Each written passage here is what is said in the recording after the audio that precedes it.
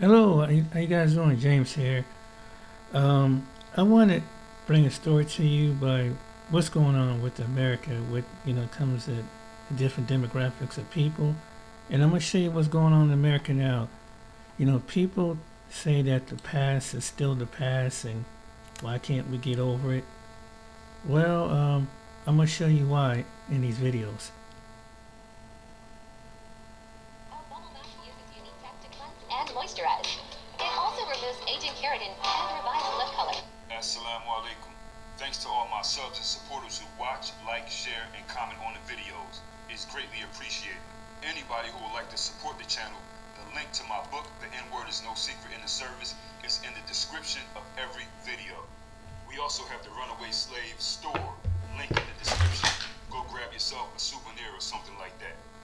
Let's cook. That black people are not welcome in his establishment and that I can leave and I'm barred from his restaurant. I'm down here in Myrtle Beach at Salt and Honey. I was so excited to get here because it's a TikTok sensation. I heard that the food was extremely good. And so my wife and I, we visit here, right here, Salt and Honey. And we ordered our food. My wife ordered a steak and eggs, and I ordered some an eggs Benedict. And my wife sent back the steak because it wasn't cooked to her liking. So when the waitress took it back to the kitchen, the chef said that's the way it's supposed to be, and they brought the same plate back to our table and said, you just have to eat it, that's the way it's supposed to be. Who heard of anything doing that? That's so unhealth department, that's health department regulations, and I need to call health department on. You don't do that. If it's not cooked to my specification, then you need to prepare it the way that we asked for it. But that wasn't the topic, guys. The owner of the restaurant came to the table and said he Googled how a medium well steak is supposed to look, and that's the way it's supposed to look. And so after we were not satisfied, the owner of Salt and Honey down here in Myrtle Beach, South Carolina, he told my wife and I that black people are not welcome in his establishment and that I can leave and I'm barred from his restaurant. We cannot continue to support establishments in Myrtle Beach or anywhere else that does not welcome black people and their money. The only thing he had to do was remake the steak. But this gentleman told me that my wife and I was not welcome in his restaurant, that black people play with his money too much. Just wanted to let you guys know that. I hope this goes viral. I don't know his name because he wouldn't give me his name, but he is the owner. Can we help you? Oh, hi, I'm Amy. I live next door. Okay, why? This goes viral. I don't know his name because he wouldn't give me his name, but he is the owner. A TikTok sensation, huh? TikTok sensation. I wonder why. Salt and Honey Grill, Myrtle Beach, huh? Well, let me ask you all this question right here, right? Let me ask you this. If that waitress, right, took that steak from the black man and his family, fixed it the right way, brought it back with a smile, would this establishment right here, Salt and Honey Grill in Myrtle Beach, still be racist or no? Suppose they did everything this man said. With a smile. The man pays his money, he leaves. Is this spot, Salt and Honey Grill, still racist? Answers in the comments, please. Put your answers in the comment section. Are they still racist? They did everything that they were supposed to do with a smile. My answer is yes, they are. Yes, they are. All establishments in Myrtle Beach, South Carolina are racist, period. Now these people that own this place right here, I believe they are Albanian. And you know how it is with most of these white immigrants. Most of the time they were already racist where they come from. And then when they get to America, they realize, oh, racism is the way to do it. You can actually be rewarded here for being a racist. So they just keep it going, you know what I'm saying? America encourages racism, okay? Now this is South Carolina, people. I mean, it's like on your birth certificate. If you're white in South Carolina, you have to be a racist and exercise it. If you're a white person person from South Carolina, come on, man. You got to be a racist. I mean, come on, it's on your birth certificate. These people, they will pause their racism for money from black folks only if they choose to. Only if they choose to. So I'm glad these white people right here, that these white businesses are showing who they are, and they letting black people know, look, we don't want you here. We're not even going to act fake. Keep your money. I would rather my people keep their money anyway. We don't want you here. We don't want black people here. Okay? Now, I don't like the white man or the Albanian white man who owns this place at all, but I have more respect for him than the ones who go and smile in your face, spit in your food, take your money, and keep it smiling. Okay? Because if you had a great experience at a white establishment, and I go up to you, I'm not saying you, I'm talking about many of our people. If many of our people had a great experience at a white establishment, right? And you go to that person you know and you say, hey man, check. That place is super racist. My cousin used to work there, right? And the owner, he used to have a noose in his office, like on the wall. You say, yeah, he had a noose on his wall in the office. My cousin told me. Many black people will say, well, well, we went there and they was nice to us. We had a brunch there and they were so kind. Yeah. Okay. You know, well, at least they were kind. It is what it is. You know what I'm saying? But you notice, like in the South, them white folks, that's Myrtle Beach, South Carolina. They either give you that big Southern hospitality smile or that red face, straight up. And the ones who give you that big Southern hospitality, the white lady in the hotel lobby that smiles and calls people sweetie and baby, she's more than likely a racist too. She's just doing her job. Okay? But them ones that give you that big red face with a red neck, they mean it. And they mean get out of here before you end up in a tree somewhere. I bet the man who owns that restaurant right there on Myrtle Beach that didn't want to serve black people, I bet that he wished he could put a sign outside that said, no black people allowed. And I do too. I wish he could too. I like that these white folks are becoming more blatant, saying where they stand at. Maybe it's the Trump era. I love it because it's the only language that my people understand. Even with that language, I've seen many of our people that will still make excuses for these people. I don't like the violent aspect of it. You know what I mean? I don't like that part. Keep your hand, don't touch our people. You know what I mean? I hate to hear that white supremacists hurt my people physically, but I don't care if they hurt our feelings. Keep doing it. I love it. That's the only language we understand. But these people have been hurting us physically throughout all these eras. I don't care who's the president. This is nothing new with no Trump. Okay? You can go back and look at all the black folks that were killed by police unarmed or lynched, shot while being handcuffed and all that. You know what I mean? I know people love to smoke. Some of our people love to smoke opium so bad. Opium blunts that they start to imagine things. They want these people to support us so bad. Can I interrupt right here? Can I tell you? I was on TikTok one time, and this guy, he come from Chicago. It was a black dude come from Chicago, and he was on his way to Florida, I believe. And he gave the story about the that his friend was supposed to get married in Florida, and after his friend got married, he was on his way back to Georgia. And I guess he stopped in a town in Georgia. And this part, he didn't know what part of Georgia that he was in. He stopped at a Waffle House. So when he stopped at this Waffle House, the lady, like he was saying, was real nice. Hi, sweetie and baby. And he saw the Confederate flag in there. And he said, well, ma'am, I wanted to see if I can get something to eat. And she said, we're about to close. And he said it was something in the morning. He said, well, ma'am, your hour said that you're still open. She said, like I said, sweetie, we're about to close. He said after that he heard a click click behind the cashier dining table. And he kind of looked at him mystified. And the guy came around the corner and she said, no. He said, any problems? And she said, no. I was just letting them know that we're closing. And then he had his look, and she said, "Have a nice date, baby." This is a white woman. He said he backed out. It's probably somewhere on TikTok. And I said, "Ooh," I said, "Wow." He saw a Confederate flag. Yeah, there's some places that still. That's what he's talking about. That's exactly what he's talking about. But I thought that story was kind of funny when he said he heard that click click. He knew it was a gun, that it was a gun. But check this story On a out. long flight, so I almost made the dumbest mistake of my life. I got this little Japanese-style Wi-Fi on.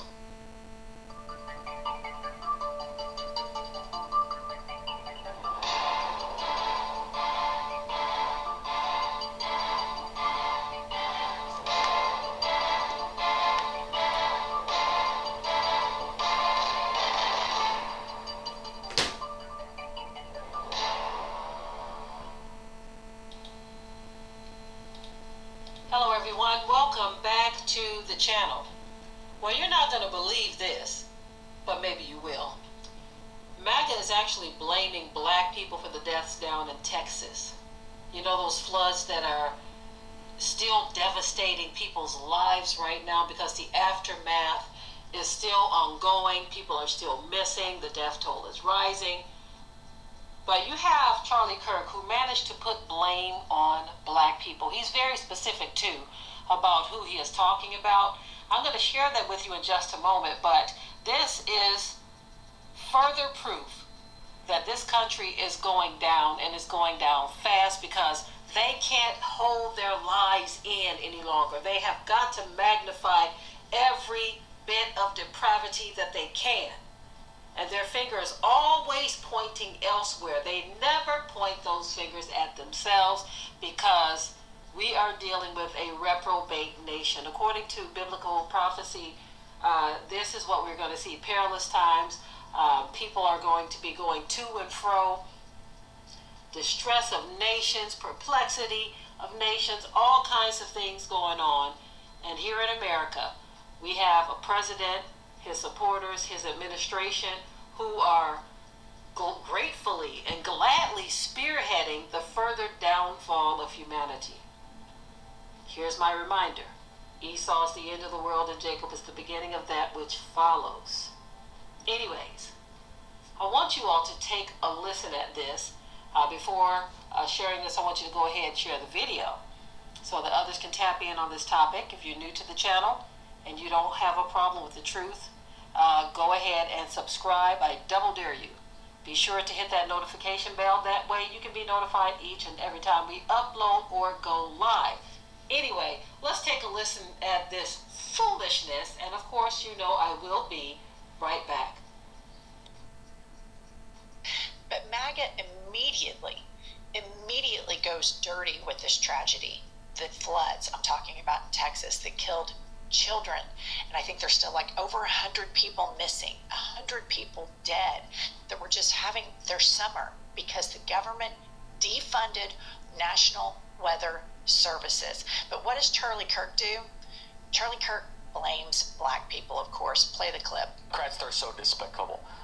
The Democrats are not lifting a finger to remember the well over 100 people that have died in Texas Hill Country. What you are not being told by the media anywhere is that the death toll likely would not have been as high if it wasn't for DEI. This Texas tragedy is just the latest example. It's not just incompetence. This is what they immediately do. This is the MAGA playbook. They immediately go dirty, and they immediately start demonizing minorities and black people. This is a government, the state of Texas, that is predominantly white men.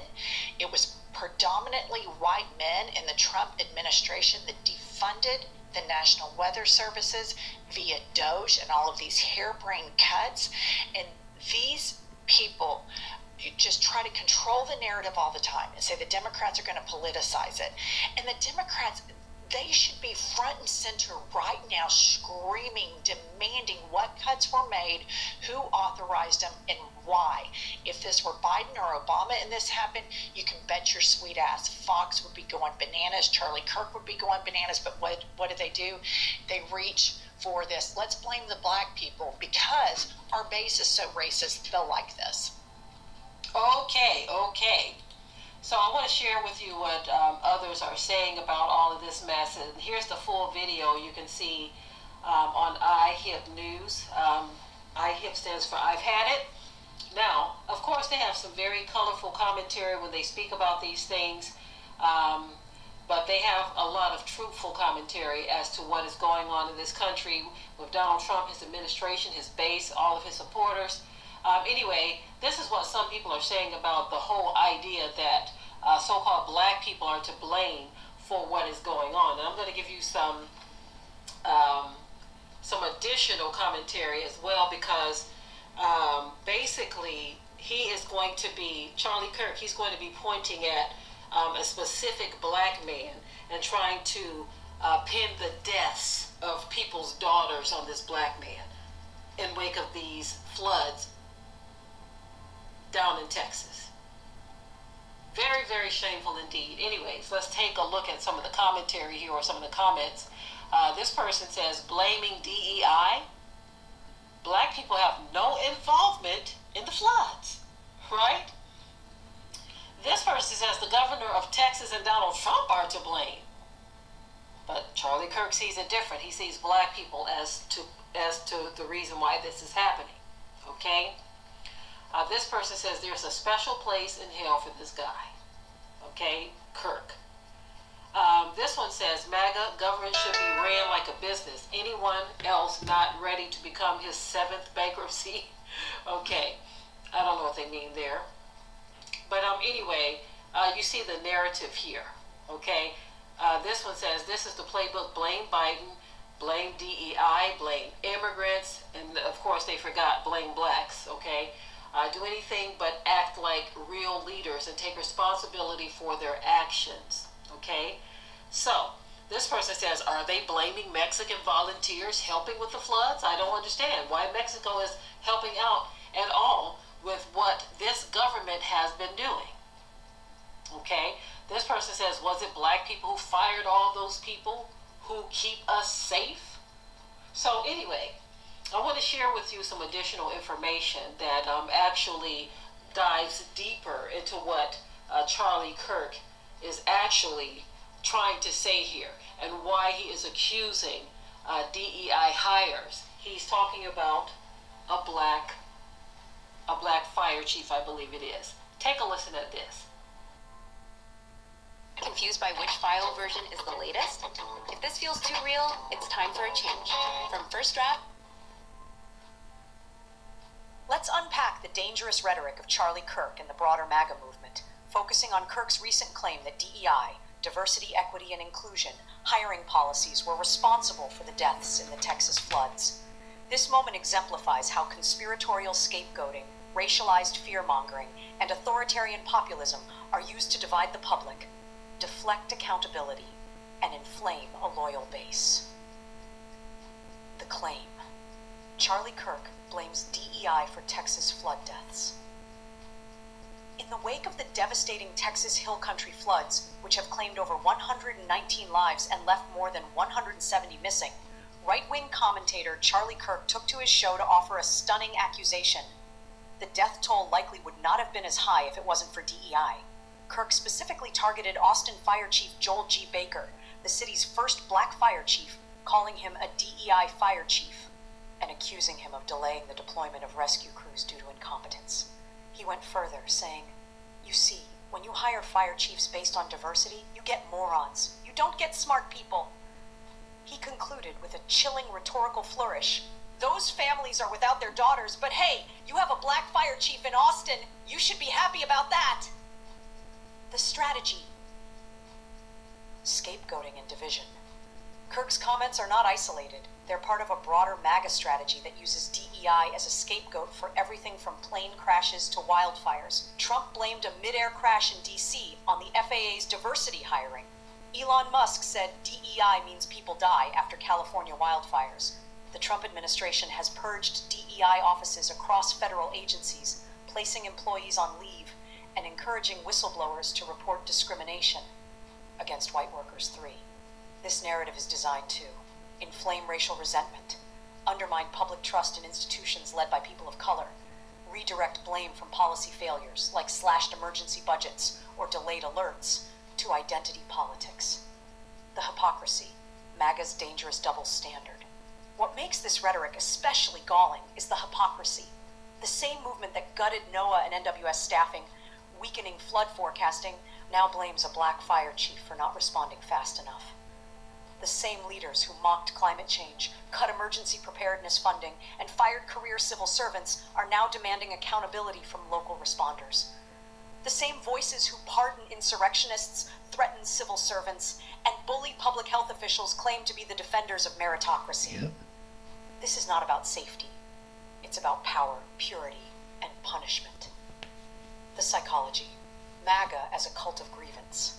As explored in the Milwaukee Independent and USA Today, the MAGA movement thrives on authoritarian populism, loyalty to a strongman over institutions, victimhood narratives, framing Trump and his followers as persecuted, scapegoating, blaming immigrants, black leaders, and woke elites for every crisis, performative cruelty, mocking the vulnerable as a show of strength.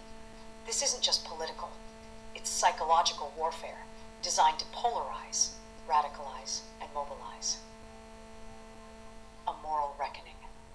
Faith leaders and civil rights advocates see this as a spiritual crisis. Isaiah 5:20, woe to those who call evil good and good evil.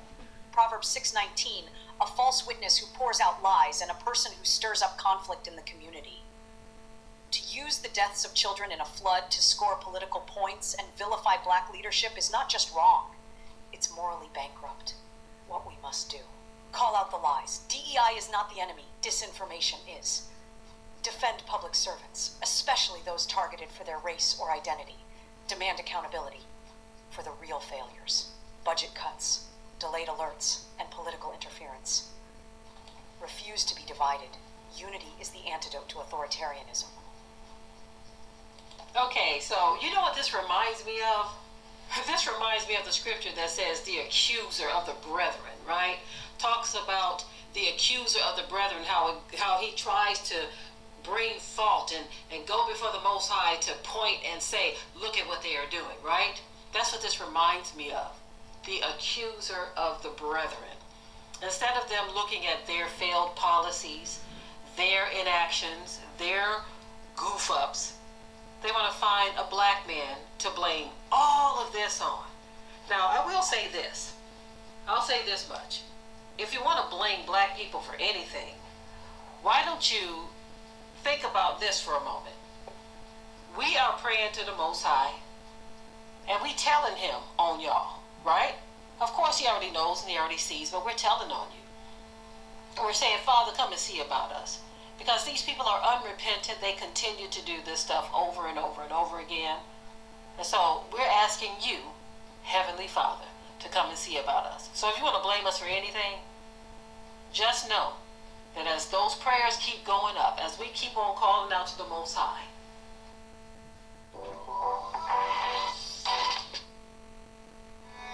And then, goddammit, you turned on us. Wow. What happened? Black Lives Matter? Who did you hate the most? The Jews. We are bleeding about that. We are bleeding about that. We are bleeding about that. To support him during civil rights, and then, goddammit, you turned on us. Wow. What happened? Black Lives Matter? Who did you hate the most? The Jews. We are bleeding about that. Wow. Because we were raised to love you, to care, to open our hearts, and not just, at my dinner table in the projects, in a little 600 square foot apartment for 5 of us, not wealthy. Yeah. Blacks were at our table because they were our neighbors, and yet you turned on us. How did that happen? And when we asked some of the black commentators, do most blacks hate Jews? They said yes, most blacks hate Jews. How did that happen? Please. Yes. So, and you can look this up. The biggest importer of slaves were Jewish people, and they were partly Jewish people in America. It wasn't the Germans. If you look, They weren't Germans. a lot of the ships were Jewish Probably, ships. maybe. Very true. And you can look this up. All right, so am I guilty? No, you're not guilty. Well, I'm painting a picture, okay? So let me explain something.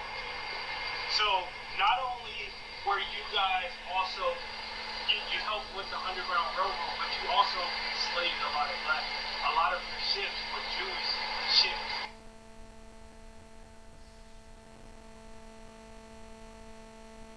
Jews also took an active part in the Dutch colonial slave trade.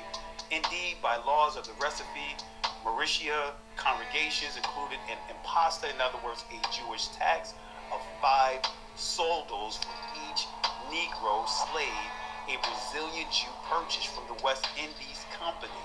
Slave auctions were postponed if they fell on a Jewish holiday. In Carrickio in the 17th century, as well as in the British colonies of Barbados and Jamaica in the 18th century, Jewish merchants played a major role in the slave trade. Notice what it says, Jewish merchants played a major role. See, many of them would try to reduce their role. No, they played a major role in this world war on our people. In fact, in all the American colonies, whether French, British, or Dutch, Jewish merchants frequently dominated. And this was no less true on the North American mainland, where during the 18th century, Jews participated in the triangular trade that brought slaves from Africa to West Indies and there exchanged them for molasses, which in turn was taken to New England and converted into rum for sale in Africa. Isaac da Costa of Charleston, that's Charleston, South Carolina, in the 1750s, that's a Jewish guy. David Franks of Philadelphia in the 1760s, Jewish guy. Aaron Lopez of Newport in the late 1760s, Jewish guy. And early 1770s, dominated Jewish slave trading on the American continent. In these European outposts, the Jews, with their years of mercantile experience and network of friends and family providing market reports of great use, played a significant role in the merchant, capitalism, commercial revolution, and territorial expansion that developed the New World and established the colonial economies. The Jewish Caribbean nexus provided Jews with the opportunity to claim a disproportionate influence in the 17th, 18th century. Legal pros keep things in check for clients. And let me interrupt you right here. Yeah, not only that, this came to mind.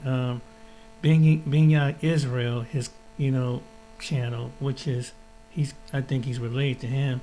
Did you know he showed actual footage of the time during the Civil War, and there was a man named Binyat or Judah that during the time of Abraham Lincoln, he was a Jew, and they was one of the people who sponsored the KKK. He showed that on his video.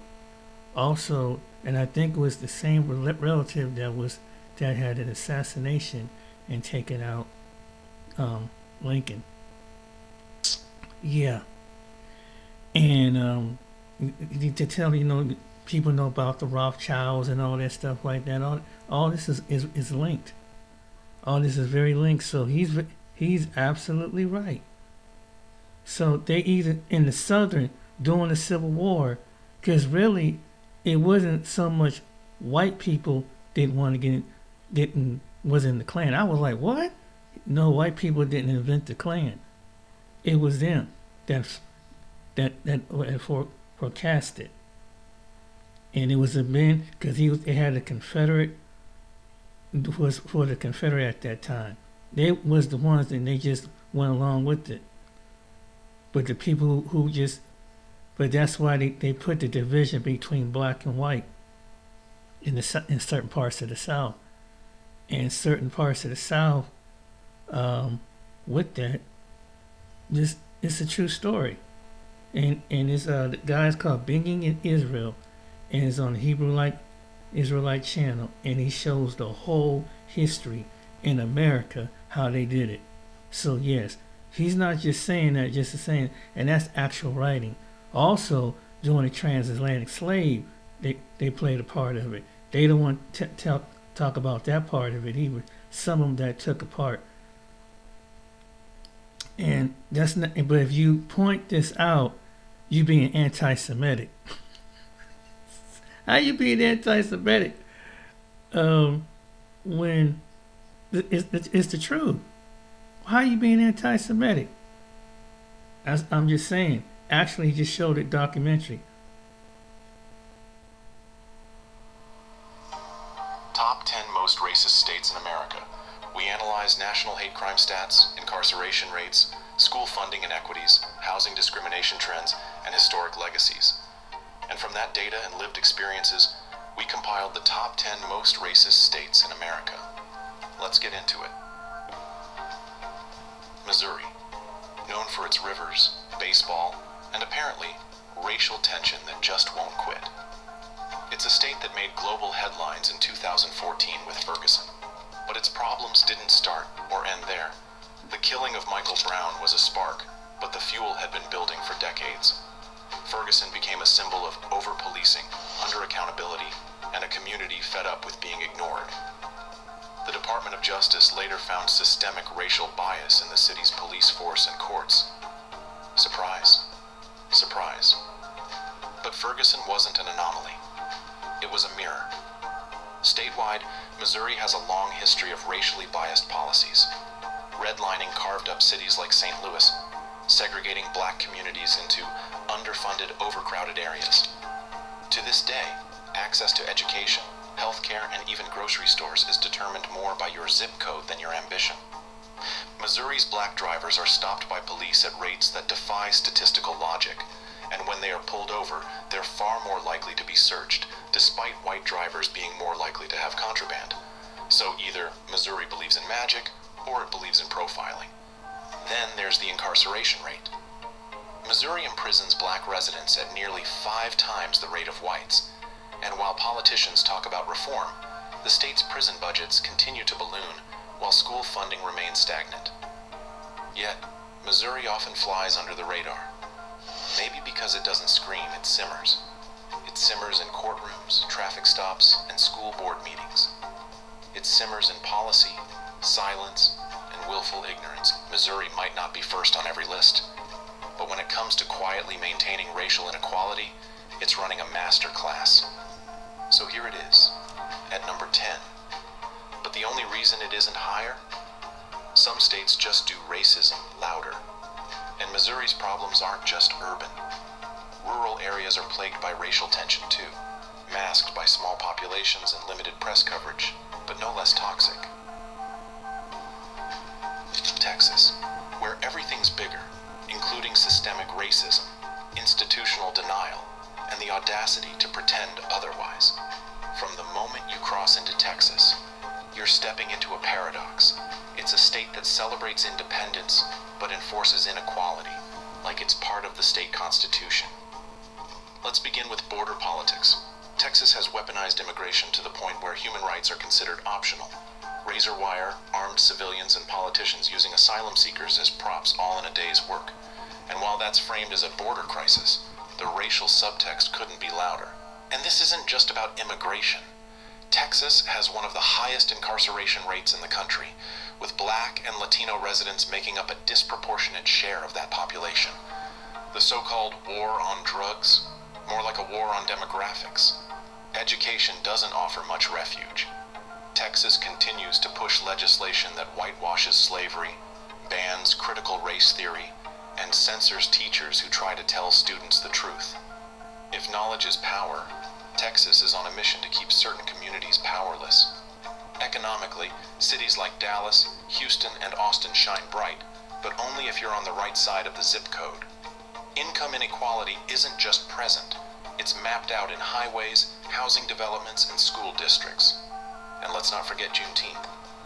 The holiday was born here, because Texas took over 2 years to let enslaved people know they were free. That's not oops, that's institutional rot. Today, Texas markets itself as bold, brash, and unstoppable. But for many communities of color, it feels more like being steamrolled. So yes, everything's bigger in Texas, especially the gap between what it claims to be and who it actually serves. That earns it a confident number 9. Even at the university level, affirmative action has been gutted in Texas, creating further barriers for minority students. And when corporations try to push DEI initiatives, the backlash is swift and politically weaponized. Georgia, the state where peaches grow, hip-hop reigns, and systemic inequality quietly hums beneath all that southern charm. Let's start with the voting booth. Georgia's history with voter suppression is so extensive it could be its own elective course.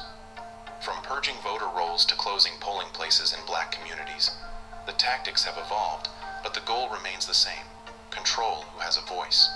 SB 202, passed in 2021, tightened voting laws under the banner of election security. But the real result? Longer lines, less access, and criminal charges for giving water to people waiting in the sun. It's voter suppression, rebranded as efficiency. Beyond politics, the education system tells its own story. Public schools in Atlanta often share state borders with rural schools operating on half the budget. And within Atlanta itself, redlining and gentrification mean that access to quality education, housing, and healthcare is still distributed along racial lines. Economically, Atlanta is hailed as a black mecca, and for good reason. It's a hub for black excellence in business, media, and culture. But take a drive 20 miles outside the city, and you'll find communities left behind by all that progress. Infrastructure crumbles, jobs disappear, and investment is a rumor. Let's not forget Georgia's proud contributions to the civil rights movement, and that many of the injustices fought in the 1960s still haven't been solved. It's one thing to honor Dr. King with a statue. It's another to implement the vision he died fighting for. Georgia has tremendous potential, but potential isn't progress. And when you wrap inequality in sweet tea and hospitality, it's still injustice, just better marketed. That's why Georgia sits at number 8. The state's parole system is another quiet battleground. Black Georgians are more likely to receive harsher parole decisions and face higher reincarceration rates for nonviolent offenses. Justice in Georgia still seems to come with fine print. Both Democrats and Republicans have had their shot at reform here. Yet somehow, it's always the people waiting in line for hours who end up paying the price. Alabama, sweet home for some, a historical headache for others. It's the birthplace of the civil rights movement, but also home to a justice system that feels like it missed every memo written since 1965. From Montgomery to Selma, the echoes of segregation still linger, and in some areas, they sound more like shouts. Today, black residents in Alabama are incarcerated at a rate more than 5 times higher than white residents. And while some states at least pretend to be surprised by these stats, Alabama seems to wear them like tradition. Racial profiling, underfunded black schools, and voter laws designed with plausible deniability. It's like a greatest hits album of systemic problems. Even in healthcare, disparities are glaring. Black Alabamians face higher maternal mortality rates, lower access to mental health care, and significantly worse COVID-19 outcomes. And when it comes to monuments, you're more likely to find a Confederate general on a pedestal than a civil rights hero. That's not an accident. It's a message, written in bronze. Despite this, Alabama's black communities continue to fight, create, and build. From music and activism to education and entrepreneurship, they persist. But persistence isn't justice. Alabama isn't frozen in time, but it sure is walking slow. In recent years, voter ID laws and redistricting efforts have further diluted the power of black voters.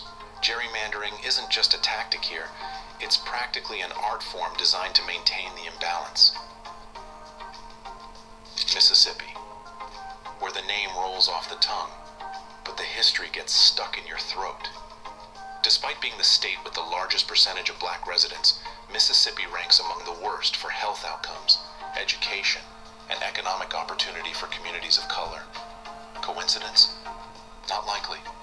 The racial wealth gap is massive. The poverty rate for black residents is over 30%, more than double the rate for whites. Public school systems in majority black areas are notoriously underfunded, with crumbling infrastructure and low teacher retention. And let's not forget symbolism. Until 2020, Mississippi proudly flew the Confederate battle emblem on its state flag. That wasn't ancient history, that was 2 pandemics ago. In criminal justice, disparities remain entrenched. Black Mississippians are overrepresented in prisons and underrepresented in politics. And when hate crimes occur and they do, local law enforcement is often slow to act or even dismissive. Yet, amid the struggle, there's strength. Mississippi has given the world music, literature, and resilience. But that cultural output came despite the system, not because of it. It's time Mississippi turned a page because this chapter's been reread for far too long. Louisiana, a place where jazz plays in the streets and injustice echoes in the courts. This state ranks first in incarceration rates, and not just nationally, but globally. Black Louisianans make up 32% of the population, but nearly 70% of the prison population. That's not a justice system. That's an algorithm built to repeat the past. The disparities extend beyond the prison gates. Louisiana's education system ranks near the bottom nationally, and schools in majority black districts bear the brunt. Low funding, high dropout rates, and school-to-prison pipelines keep opportunity locked behind bars, figuratively and literally. Healthcare is another sore spot. Black residents face higher rates of chronic illness and lower life expectancy, often due to lack of access, lack of investment, and institutional neglect. Meanwhile, black culture is everywhere in the food, the music, the festivals. It's the state's greatest export. But culturally, Louisiana celebrates blackness while economically sidelining it. Change is coming slowly. But until policy reflects the culture it profits from, Louisiana remains as divided as its parishes. New Orleans is a case study in disparity. Post-Katrina rebuilding prioritized tourism and commerce while pushing out long-standing black neighborhoods. Disaster didn't create inequality, it just exposed it for all to see. This is the land of bootstraps, right? Except when it comes to correcting generational inequality, then it's all shrugs and shrinking budgets. Okay, I'm gonna comment right here because I don't want to make this video too long. Let's talk on discussion about this. So, in the video, so the first video, you know, it shows you the reason why, you know, some black people, you know, don't want it, you know, trying to withdraw themselves from society. You have someone like the second video, like Charlie Kirk, who clearly is an idiot, don't understand that where that incident happened in that part of Texas is probably within a distance away from Austin, Texas, which is not next to Kirkville. You know, you can look at it on the map. It probably took a while. Plus the roads were probably getting some time getting the fire department there. Maybe that was the reason why. And I'm pretty sure the chief of police in Austin, fire chief would have did it if he had known, but it rang down so fast. So you couldn't blame that on the fire chief. It was just because Elon Musk and Donald Trump cut the budget. So it comes back to Elon, and that hurt that. And then part of Texas didn't have their weather system up and running. This is what the Texans said they sell. So this was all white men that were doing this job, was in charge. So kill it with the DEI mess. It has nothing to do with it. The rain didn't come out so bad. But you won't hold accountable the rich people, which you let a rich a spoiled brat billionaire like Elon to cut all these government services. Charlie Kirk can't do that, but he has to blame it on DEI, which has nothing to do with that. Whether the person was gay, black, Hispanic, whatever, That's that insecurity that they have to perpetuate out. But but look who's running the country now. Look who's about to cause tariffs. You have an all-white administration that's causing terror. You have an all-white administration that the countries have cut off, and some of them don't want to do business because of a mindset like Donald Trump. And some people like Charlie Kirk and them, the people that look like the MAGAs, agree with it. You have an all-white people that because it was too many people coming across crossing the border, it was perpetuated that they are getting some criminals out, but they don't care. They want to get the other people out who committed no crime that came from different parts of the world. But you know why? You know why they did it? Because they were scared that if you have so many people, it would change the demographic and language. So therefore, that's why they allowed it in. Yeah, there were some criminals coming across, but insecure white men like Charlie Kirk, that's what it come down to. And this is what we try to tell our immigrant friends and brothers. It's all about the Aryan race. Because that's how he speaks like an Aryan person. That's the same rhetoric that we would do. And they blame a certain demographic, a certain religion like Jewish. Then they start going down the line with gays, blacks, and all the other people. But that's the same rhetoric that they taught way back in the 80s and 90s. And still to this day. But since now that they let these people do what they do, run amok like they muck, okay, why is it that there are some places in America that's predominantly white? Why is you have a place like Cairo, Illinois, which you have a high concentration of 3 rivers that can meet in like a place like Illinois that meets the Kentucky? You mean you don't have, where's the white men to come along and the visionaries to revamp that area because you can get industry going up and down the Mississippi River, Charlie? Where is that? Because it clearly wasn't no DEI to stop that. In fact, it was a sundown town. That's the reason why. Because insecure people like you ran them out. Number three, the reason why so many these farms have closed because you can't do ugly and expect good to come to you. For example, there were black farmers that they did not help to, that wanted for their farm. But now the white farmers who wanted to compete didn't want to compete, so they put laws and legislation. Now that the corporations that come on, and since they can't farm to do those farms because of tariffs and because of immigration, now these so-called MAGA fools thinking that they would make the all white controlled. Everything is white, and I say so. Look how it turned out. Why does it have some ghost towns in America if there was white men running? Why is it that the income haven't improved? Why is it that your industries are shut down? Why is it that you have some, but you get behind people like Trump and some people in his administration that put high tariffs on these countries that don't want to do business in America, and because of the tariffs and stuff like that, and they being very precarious about passports and visas and stuff, and that particularly industry. Then they think they're gonna get respect when they go over there. Now people don't want to business, and it's hard for Americans probably do business overseas because of people like Trump. Because people that look like you, Charlie Kirk, that's the reason why they don't. That's why. And people who think like you, that still keep us in the past. We can't come together as a country because of people like that. Because you don't want to accept responsibility. So now, let's get to the main thing about the video with the woman. The woman didn't understand that her home history about that.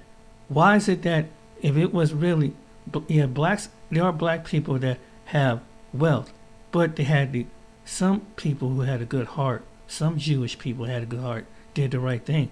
But we know that many Jewish people didn't do the right thing, but because they were Jewish, and they know it.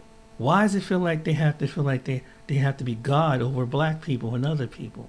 Particularly, why is it that if the that they came in and took some of the best ball players, football players, when clearly the blacks were doing okay with their own separate team. You know, what it was a Jewish man that came in and integrated baseball when whites didn't want black people in it. Like Jackie Robinson and different individuals. And that's the truth. But they saw a money grab into it. And after the poor black ball players had to go through all that harassment and things like that. They was the one that brought on the segregation. They was the one to show racism just here and teach people abroad how to be racist. And then attracted other people who had the same mind, some people that had the same mindset.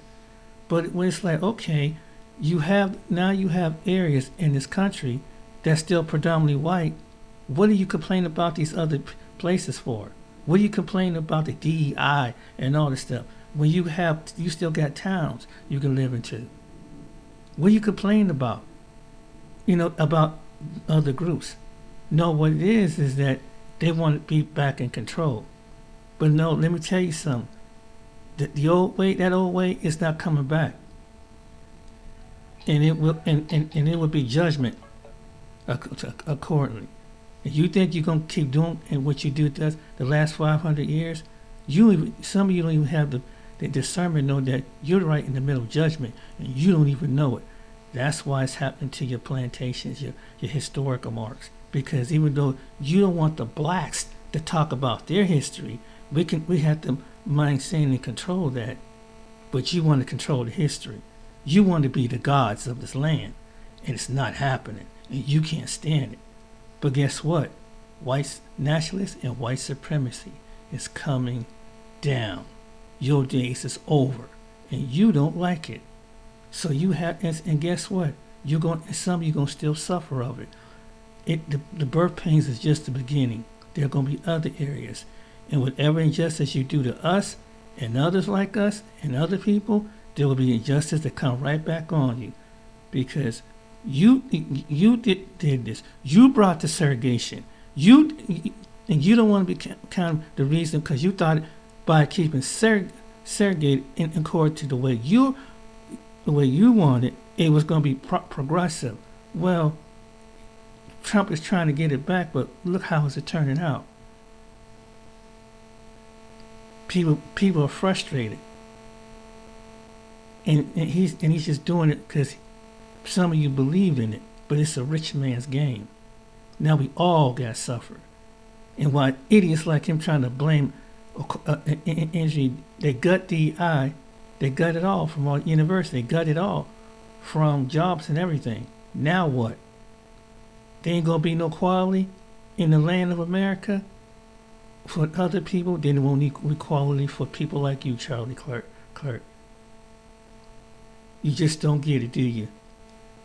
And now I had to show the states that there's places in America. Now you see how it jumps and institutionalized racism in just a few states that he mentioned on this video. Now you understand.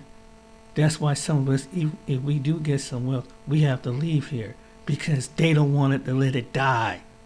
They don't want to let the insecurity, racism, because of insecurity, jealousy, and envious. They won't tell their children. That's the reason why we hold the blacks and other people, because we're insecure.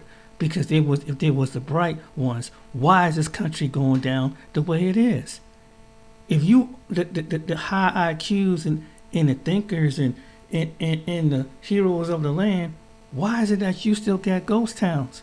Charlie Kirk, people like Charlie Kirk don't understand that. All white men and white women run it. Why is it going down? Why is it done? Where's all this brilliance? You're supposed to be because you think you teach the world and other people, you're the superior ones over all of us? And then what you did, that you took whatever the ones who contribute to society, and we're one of the groups that did the amazing things, and you stole and took it and took on credit for yourself. And just like any thief, now truth is being revealed, and people who think like you can't stand it, because someone is going back to the people who originally created it. This is what you've done. Now you want to blame this on other people? No. Take the blame and put it on yourself. Donald Trump need to blame because he's arrogant. And him and Biden was in his time, he was arrogant for some of the things he done. They both got both arrogant personalities because they don't want to take accountability. And they just, because they at a certain age, they could say whatever they want to say and don't want to be held accountable for it. So I blame both of them for that. And even though Biden's in a separate party, because there were certain situations he wouldn't take accountability from, just like Trump. And it don't matter if it's a Democrat, Republican, they both screwed up. And guess who all of us regular people from all walks of life is taking the hit of it because of insecurity and ego and colonialism and things like that. And now nobody wants to deal with us. Nice going, guys. Nice going pissing off the world in your insecurity. Nice showing that you're not a country ready to move forward because you're still stuck on skin color and language. And is these people going to take over? And that's how envies and prejudice moved through, kept the bondage and continued bound in some place to the United States. Because there's some people that don't want to change. That look like Charlie Kirk. That's why he yells and cries. And we can't have it our way. You have to be white, have to agree with what we do. You're just a spoiled brat. That's why. And I hope one day God bring it to earth that he be one that God put him in bondage. And make you feel the 450 some years that we felt. Then you will understand. And men like you will understand. It's just the beginning. Get ready. Because this thing is not going to be fought by race versus race. It's going to be elements versus the human race. Think about it. So, white supremacy and white nationalism and no matter what group you can rise, and no matter how far you can rank, but put in your Justice Department, Police Department, it will be exposed and God will destroy it. And he's going to wipe it off the face of the earth. And some of you don't repent and return, you're going to pay. You're going to burn down with the history. That's the truth. You want to keep division, keep up dividing and blaming, it's going to fall back in your face. You'll never be blessed. And people in this land that continue people like you, people will see the blessing, the ones who don't, and the ones who keep on with the envies and jealousy and insecurity will fall. No matter how far you can find people that agree with you, but they're gonna take their own envies and jealousy and enter into hell because they don't want to take accountability. Think about that. Take care, be blessed, ladies and gentlemen. See you on the next video.